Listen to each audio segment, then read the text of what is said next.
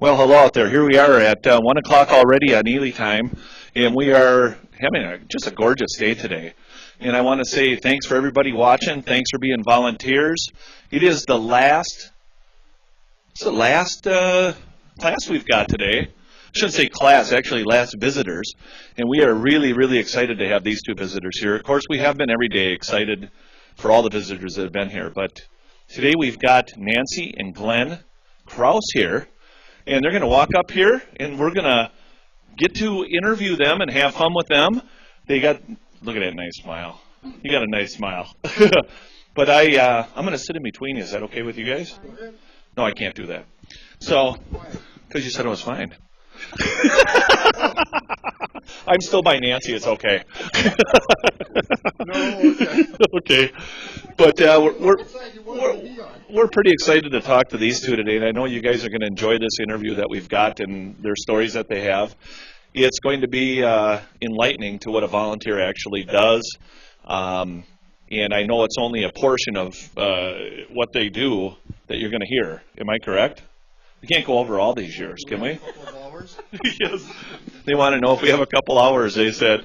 But the fun part of this all is again, being a volunteer and helping out the North American Bear Center and the Northwoods Ecology Hall is just a huge job for the size of the staff that we got. And without you guys out there and without these guys and all the volunteers we've had, we couldn't do what we do without you guys. And I just want to again say from my heart, thank you so very, very much. And I know that the staff and Dr. Lynn Rogers and everybody feels the same way. But we're going to start out letting Nancy and Glenn tell us about when they started, how they got into volunteering, and some of their experiences that they've had over that time. Is that okay with you guys to do that? Okay, I'm going to hand the microphone to you, and I'm going to sit here. Is that okay? And Glenn, you're good at holding microphones, you told me. I'll hold it So- for Okay. You can start Okay, and tell go how ahead. we got into it. Yeah. Well, we got into it when they were still, the Bear Center was in its infancy. Lynn Rogers was talking about a Bear Center, and everybody in Ely was talking about a Bear Center. And before I retired, we were at our cabin one morning, and a bear had done some goofy things and tore tops of trees off and everything. We didn't know at that time. We were just infants on bear studies, and so we didn't know what was really going on. So we contacted Lynn and asked what was going on. He told us, come on down and visit us. He said, come on down to the WRI, and he says, see what I'm doing here. So we did, and he was going on a couple of little lecture tours. So what we did is we took care of his bears, we fed his bears, and then we got a little more involved. And then one morning we woke up at our cabin, and lo and behold, there were two bears. So I'll let Nancy take over. We looked out the window, and there was Dot and Jack eating corn at our deer feeder. And Dot had been injured at the WRI after she was a yearling and on her own, and she had not returned after the second injury. And so she was at our place, and I called Dr. Rogers, and I told him, guess who's at our place? I said, Dot's here. And that's what really started. He knew Dot probably wouldn't come back to the WRI after being injured, and so he said, would you start your research on her? And it just took off from there. That we never really thought we were going to get into it and be here 15, 16 years later, still doing the same thing. And we do love it. It's so rewarding to be a volunteer. Good, and maybe you can tell us what does your volunteering what do you do? I mean, what does it consist of?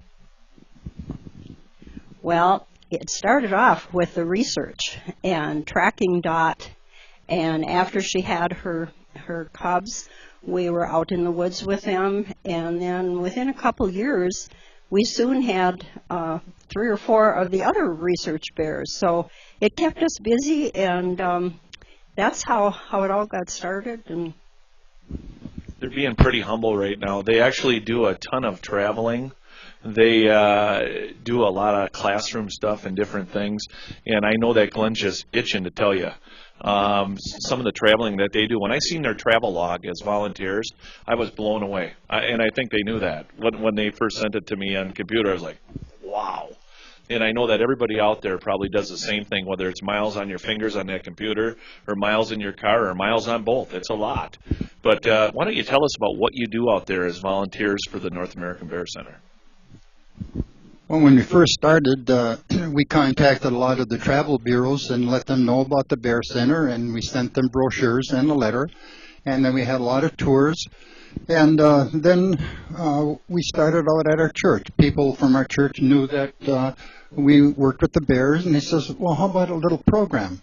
So it mushroomed from there. We have never advertised, but we have done close to, I'm guessing around close to 6,000 people we have talked to. We do it on a volunteer basis. We just go, whoever would like to have a bear presentation. We talk about the Bear Center, how we got started, and we always tell people about the Bear Center and what we've learned and some of the facts and myths about the bears, and then we open it up to discussion. And we've been to Wisconsin, we've been to the cities a number of times, we've been, you name it, and whoever would like to have a program for a civic group, church group, whatever, and we're willing to do it free of charge. And all we have, when gas was so high, people did give us money for gas, which is appreciated. But we just love the bears, and like I said, when we first started, we went out with Lynn, and that's when we saw Braveheart and Dot, or Blackheart, and then Dot and Donna when they were young, and then it just mushroomed from then. Well, Dot would have been 14 now, 14, so yeah, 2000. And then all the miles I put on through the woods, changing UPS batteries, yeah, GPS batteries, and all the stories.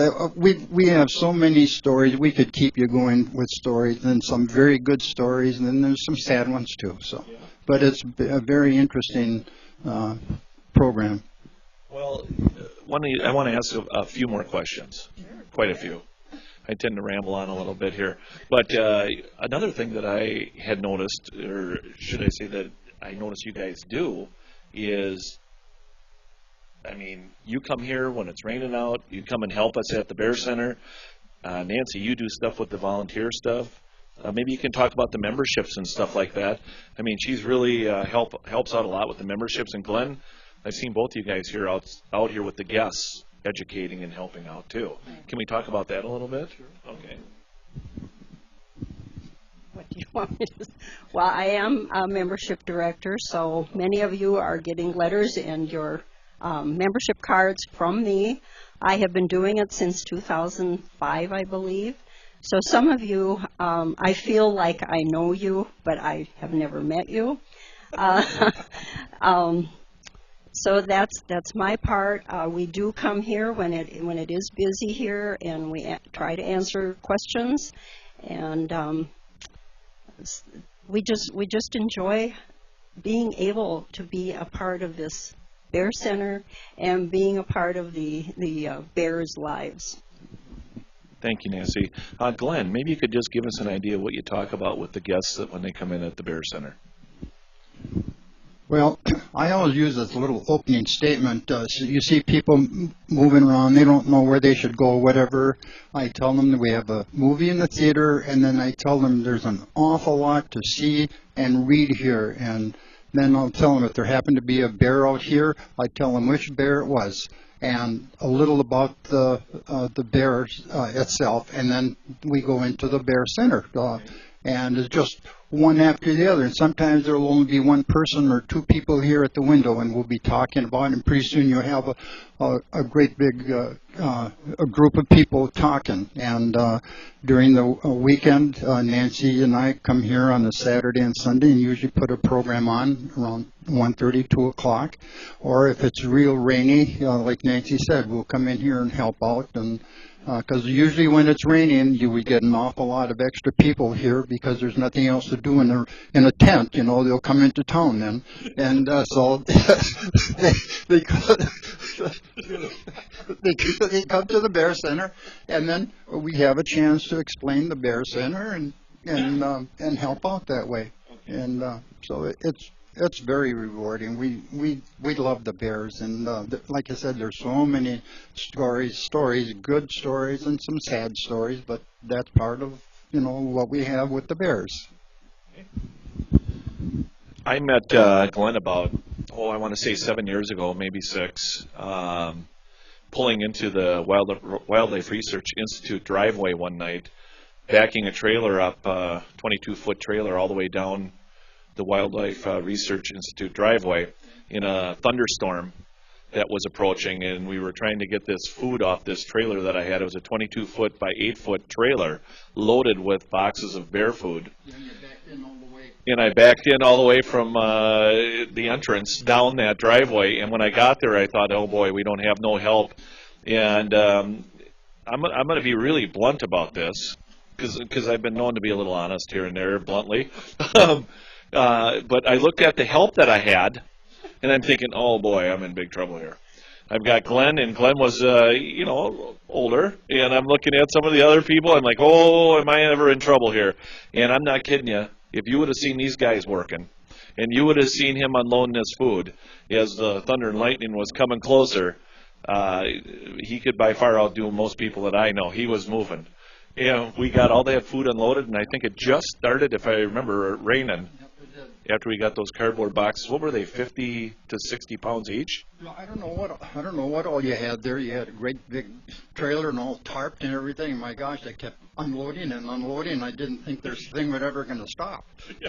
And I remember asking Lynn, I said, can they handle this, Lynn? And he's like, yep. They sure can, and they did.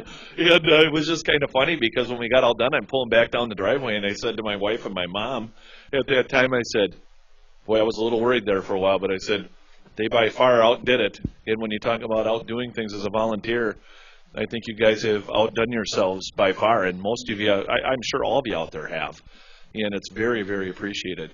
One of the other things that I noticed when I first came to the Bear Center itself as the director is every now and then Nancy would stop in with Glenn always, and she'd bring snacks. And, of course, like the bears, when they get snacks, their eyes get a little bit big, and they start doing this mouth thing, And when Nancy set down her pan of goodies, I felt like my eyes were big, and I was going, Was I? Maybe. I think we had some cake today. I've only had 2 pieces, though. But she said, take a big piece. I personally took a small piece at first, medium size. But then Sharon Harrell came along and took a way bigger piece. And I thought, I got to have another piece. So I took another one, right? That's fine. Go ahead and eat it. I guess she even volunteers when it comes to the oven. So that's a pretty good thing. And we know that it can get warm up here, too. And I think you guys have done a lot of stuff during the heat of a day also, have you not? When you're out tracking in the heat, yes. And also the cold. Yep. We would come up in during the winter and check dens if we could get to them. And I remember one time, he's known as the Pine Marten of the woods because he can just go. And I have to follow him. Oh, no. and we were going through, it was late March, and it was melting, and he went through this area, so I thought I could. Well, guess what? It was a swamp, and I fell in the swamp. What? Yes. No, you kept going on, and let me get myself out. Let me tell you, it was very, very cold. But, I was determined to get to Dot's den. I wanted to see her so bad. I didn't care about the swampy smell or the muck on me or the water. I just made sure I got out to see see our bear, and when we got there, we were rewarded. She came out of the den and brought her 3 little cubs right out with her. So that's the rewards of what we are doing. Yeah, go ahead, Glenn. I was just going to say that last summer and the summer before, we had something happen with 2 of our study bears that have never happened before, and Dr. Rogers was very surprised. 2 years ago, Donna came in with 4 little cubs, and we had the most wonderful time with those little cubs, feeding them and watching them grow and leave for hibernation. And then last year, we had the same thing happen with a bear that just came into our area. Not a study bear, but her name is Annie, and she came in with 4 brand new little cubs. So 2 years in a row. So we'll see what we can do another one this year and have a triple. It would be fun. Wow, what neat stories. And again, I'm sure they could keep going, and I could keep going on and on and on. But just being volunteers and doing what you do is just got to be rewarding, is it not? It is. Yes. And maybe you got one good story you could tell. Do you have any story that really sticks with you? You mean with our bears? Yes. Or? Yes. Yeah. Here, or the bears, or watching the 4 ambassador bears out here? Well, we have so many stories and memorable stories with so many of our bears because we've been around a long time, and we have quite a few of our bears that still come back to us. And but when we first got started, I think all the first that we did after being with Lynn, you know, I always say we had in the woods training. Because we went out, we learned with Lynn first, and then when Dot came and we took over doing the research on her, he said, now you're going to learn a lot on your own. And that was true, and especially after she had cubs. But the one story I really remember, she had 3 cubs. She was way back off of a logging road, and she had lost her collar. And so, you know, here she has 3 little cubs, and I said, we've got to find her, and we've got to get that collar back on her. Lynn said, Nancy, she'll come to you, you know, in a few weeks probably. You'll get the collar back on her. And I said, but I got to get out there, and I got to get to her. And he said, that's like looking for a needle in a haystack because she's off someplace with those little cubs.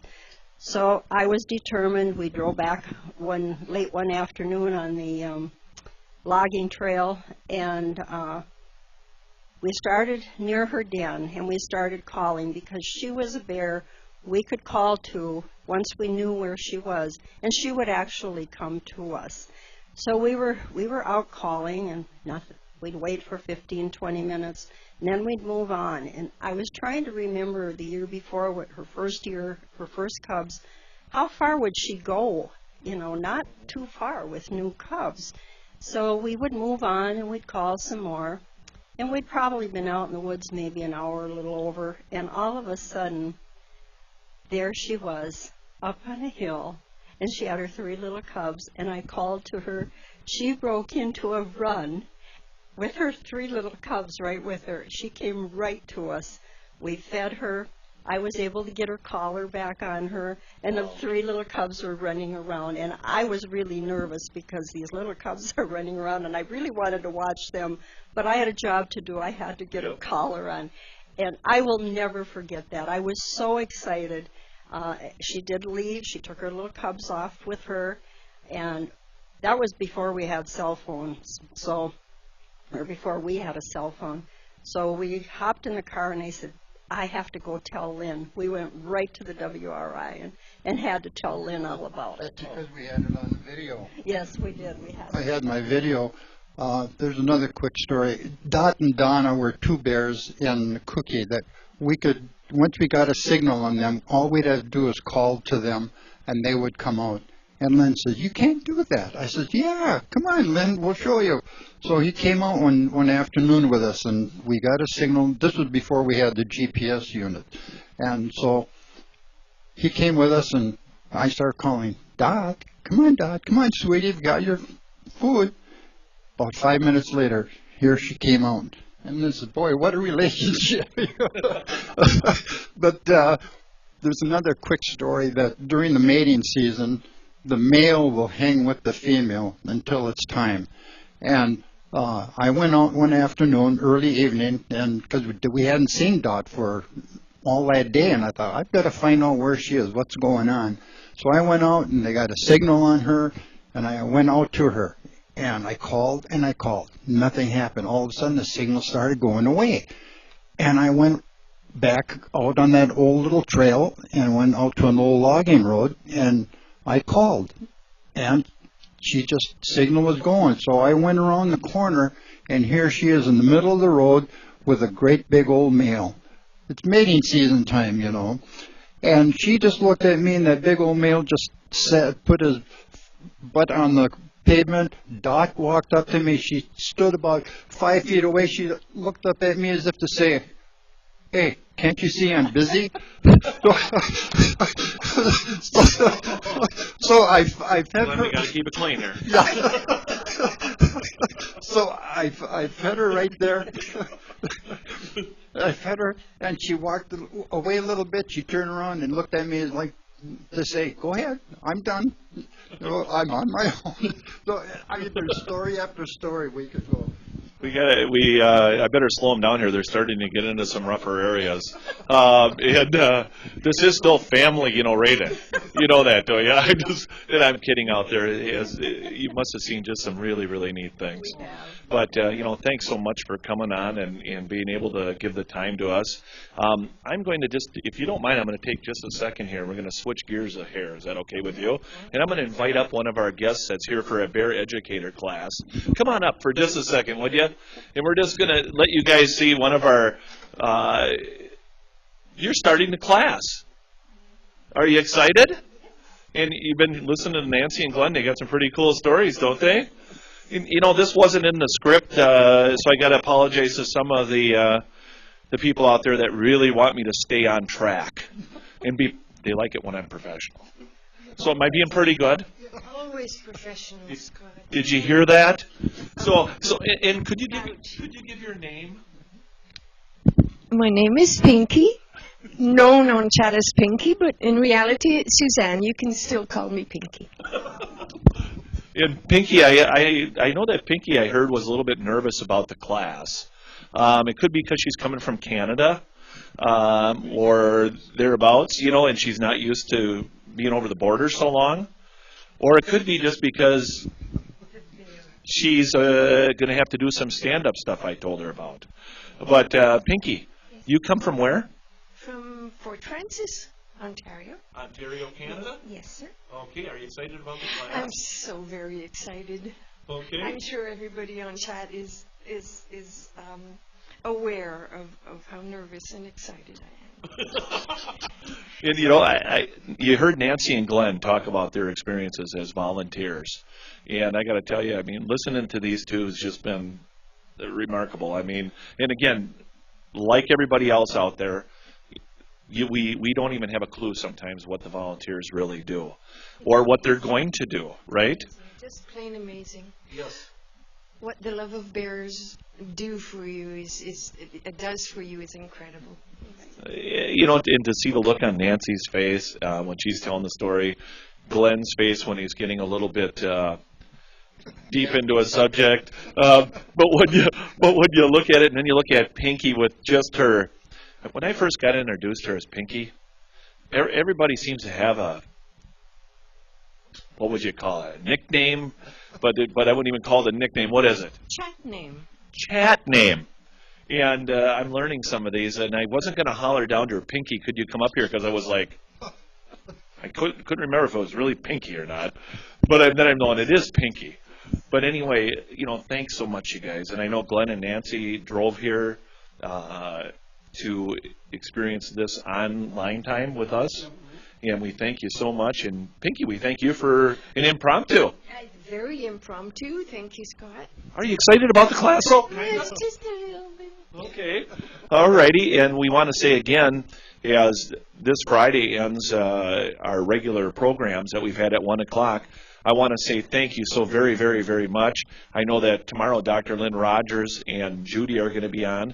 I'll be heading into town tomorrow, but I wanted to just say again, thanks so much, because even though we don't know what it's like to be a volunteer out there, we do know what it's like when we see all the work that you do and help us with, and it goes right to you guys. Thank you so very much. I mean, without you guys and without what they do, Pinky, all you guys out there, all the people we've talked about all week, I know Dr. Rogers and myself, I learned really fast. Without you guys, I wouldn't make it. I just would not. It takes everybody. It takes Yes. everyone. It Yes. does. It takes everybody to It put it all does. together. And, you know, even the staff that's here on a regular basis, we talk about you guys all the time. I know that we're constantly having to unplug PTZ and replug it in and reset it and redo this and that, and you're always patient with us out there. Thank you so very much again, and everybody out there, have a great day, and thank you. You bet. Thank you. You're welcome. For having us. Thank you for having us. Oh, you're welcome, and thanks again out there, and we'll be looking forward to seeing you on some special occasions. Bye now, and have a great day. Thanks.